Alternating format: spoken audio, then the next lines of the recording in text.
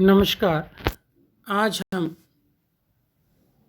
BA part first के second प्रश्न पत्र प्रतिनिधि भारतीय राजनीतिक विचारक के पाठ्यक्रम में से राजा राम मोहन राय के धार्मिक चिंतन का अध्ययन करेंगे। राजा राम मोहन राय सर्वाधिक प्रमुख रूप से धार्मिक और सामाजिक पुनर्जागरण के संदेशवाहक थे। धार्मिक सत्य के प्रति उनके मन में गहरी जिज्ञासा थी और इस जिज्ञासा के कारण ही उन्होंने विश्व के सभी धर्मों का गहरा अध्ययन किया। वाराणसी में उन्होंने संस्कृत में भारत के प्राचीन धर्मशास्त्रों का अध्ययन किया था।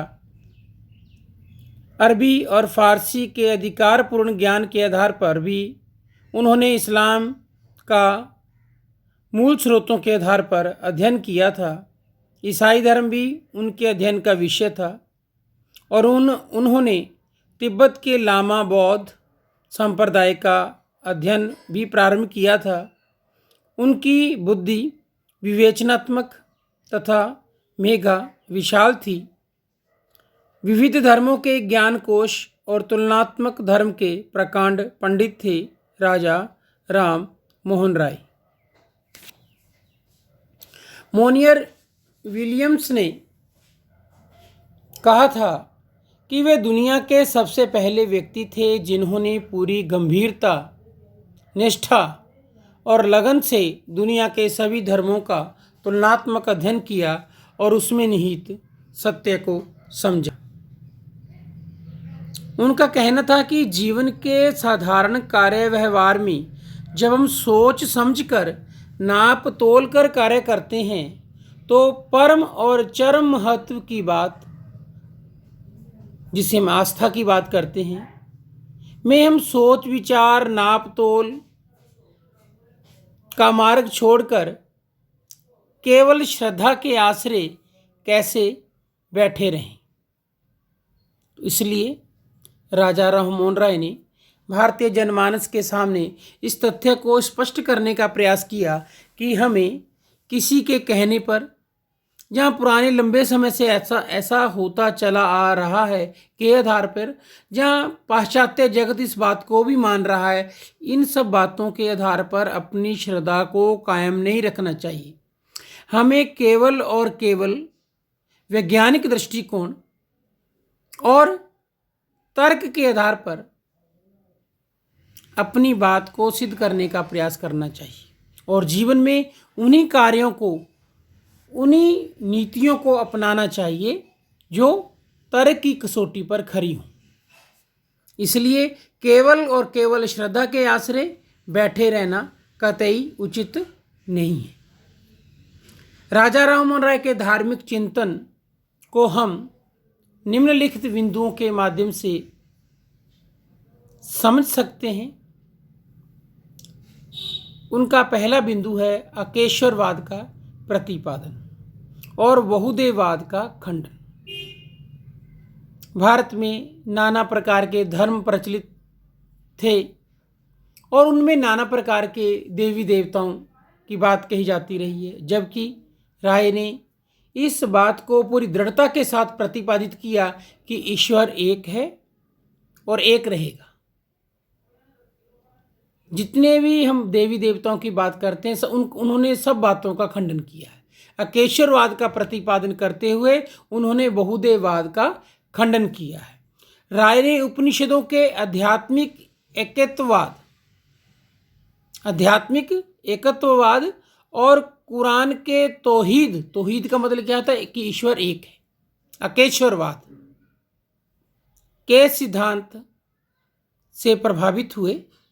उन्होंने न्यू टेस्टामेंट की सरल तथा उदात्त नैतिक शिक्षाओं से गहरी प्रेरणा ग्रहण की, लेकिन उन्होंने ईसाइयों के त्रिदेव दर्शन, परमात्मा, पुत्र तथा होली घोस्ट को कभी अंगीकार नहीं किया।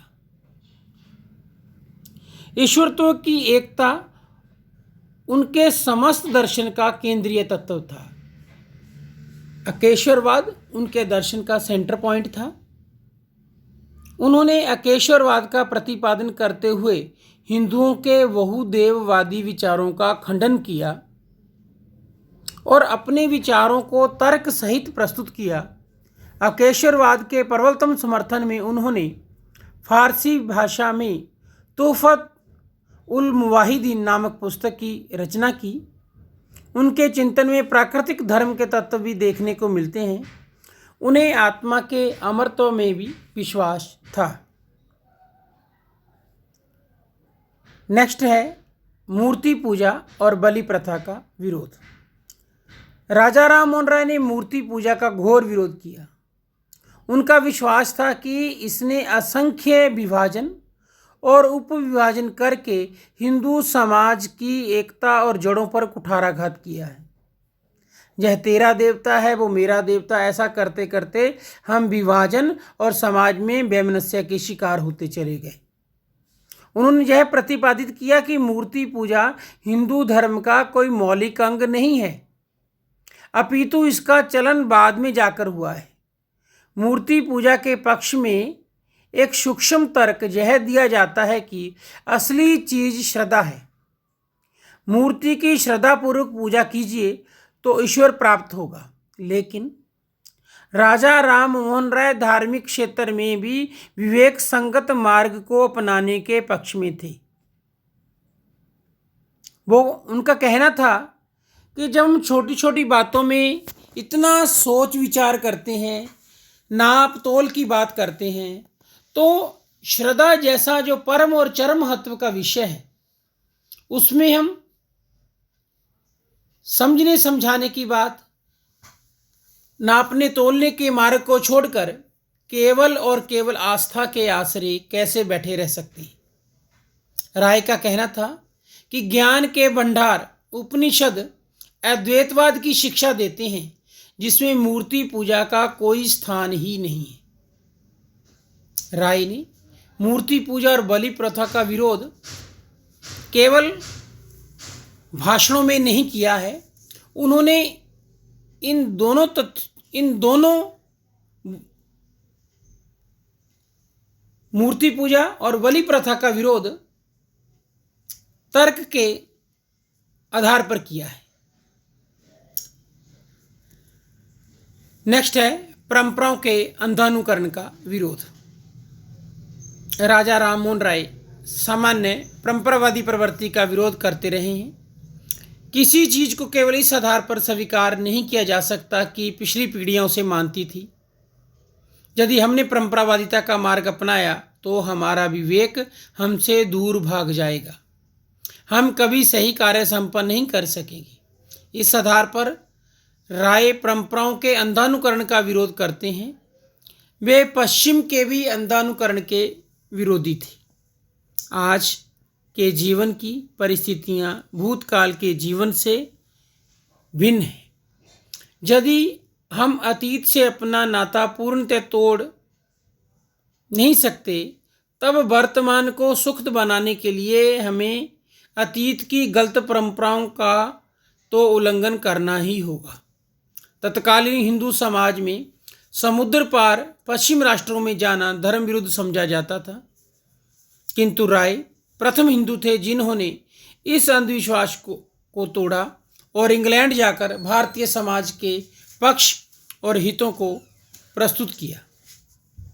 और उन्होंने अपने विवेक, बुद्धि और मेधा के बल पर इंग्लैंड में भी वह मान सम्मान हासिल किया जो तत्कालीन परिस्थितियों में किसी भारतीय के लिए इतना सुलभ ना था। नेक्स्ट, धार्मिक सहिष्णुता का प्रतिपादन। आज दुनिया में इतने लोग युद्धों में नहीं मारे गए हैं जितने लोग धार्मिक कट्टरता के कारण मारे गए हैं।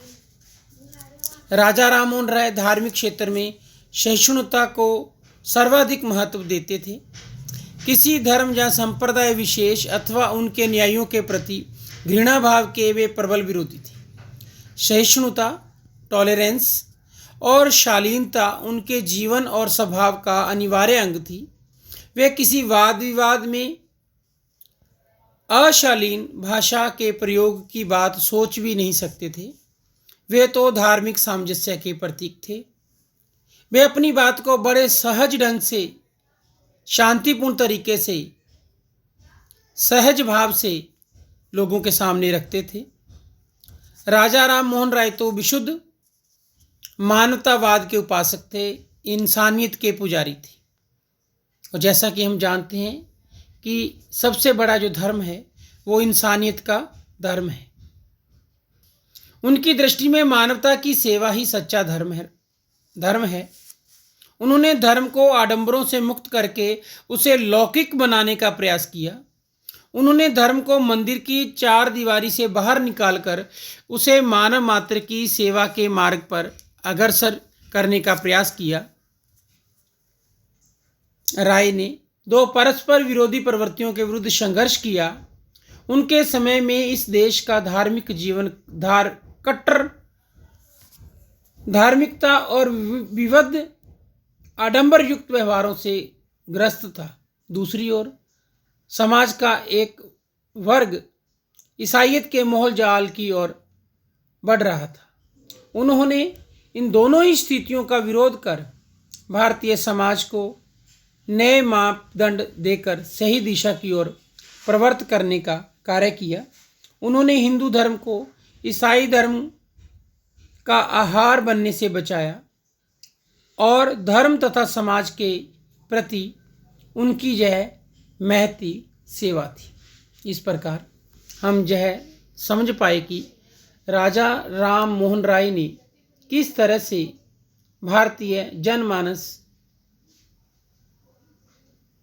के धार्मिक हीन भाव को किस तरह मजबूती देकर उन्हें धार्मिक सहिष्णुता के मार्ग पर अग्रसर किया। रामगोपाल राजा राम मोहन राय के तर्क को अपनाते हुए लिखते हैं, यदि आप परंपरा को सर्वोपरि मानते हैं तब तो कर्मकांड और मूर्ति पूजा को छोड़कर शुद्ध ब्रह्मा की पूजा करना सर्वदा आवश्यक है, क्योंकि शुद्ध ब्रह्मा की पूजा आपके धर्म की सबसे प्राचीन परंपरा है। जैसा कि मैंने अभी आपको बताया कि मूर्ति पूजा तो बहुत बाद में आया है, तो शुद्ध ब्रह्मा की पूजा राजा राम मोहन राय ने करने की बात कही है। प्रस्तुत स्लाइड में राजा राम मोहन राय के समुद्र पार गमन यात्रा का विरोध करते हुए भारतीय जनमानस को दिखाया गया है और इससे यह परिलक्षित होता है कि तत्कालीन समय का समाज किस प्रकार धार्मिक रूढ़ियों से ग्रस्त था। धन्यवाद।